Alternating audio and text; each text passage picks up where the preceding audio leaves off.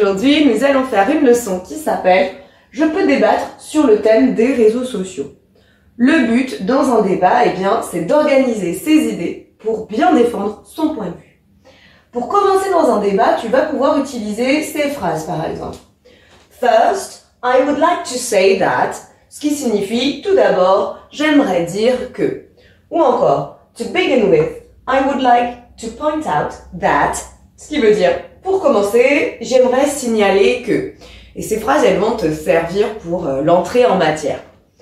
Ensuite, pour donner ton opinion, tu vas pouvoir utiliser ces petits mots-là. To me, selon moi, on peut aussi dire according to me. In my opinion, à mon avis. I believe that, je crois que. Si tu veux exprimer un doute par rapport à la personne qui exprime son opinion en face, tu vas pouvoir dire well, it depends. Ce qui veut dire ça dépend. Ou encore yes, in a way, but, ce qui signifie oui dans un sens, mais. Tu vois, ça va un peu modérer les propos adverses. Ensuite, pour exprimer ton accord, tu pourras dire I agree with you. Je suis d'accord avec toi. Ou encore you are right. Tu as raison. Maintenant, si tu veux exprimer ton désaccord avec quelqu'un dans un débat, tu pourras dire I don't agree with you. Je ne suis pas d'accord avec toi. Ou I don't think that. Je ne crois pas que. Si jamais, à un moment donné, tu as besoin de réfléchir pour convoquer tes arguments, tu vas pouvoir utiliser des petits mots comme ça en anglais. So, well, you see. Ça te permet un petit peu de gagner du temps. C'est un peu le eh ben. Tu vois, ça c'est des petits mots très, très utiles. Et pour terminer ton débat, tu vas pouvoir employer soit in conclusion, ce qui veut dire en conclusion, ou encore to sum up, ce qui veut dire pour résumer. Let's practice now. Pour voir si tu as bien retenu tous ces petits mots-là qui vont te servir lors d'un débat, on va essayer de relier les mots qui sont utiles pour organiser tes idées à leur traduction en anglais. Are you ready? Let's go.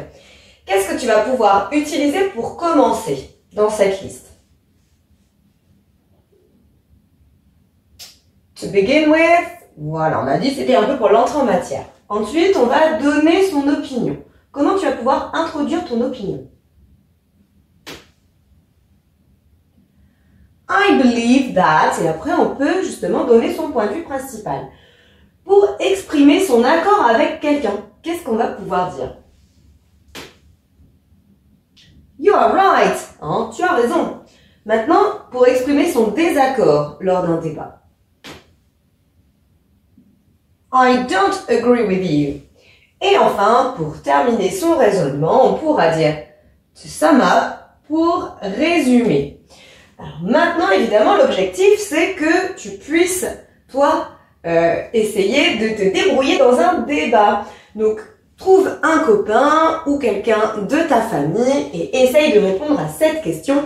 What do you think about social networks? Quel est ton point de vue? Que penses-tu des réseaux sociaux? Alors, utilise ce que l'on a vu dans la leçon. Tu peux également aller sur la plateforme d'exercice en ligne pour t'inspirer. Il y a des arguments qui pourraient t'aider.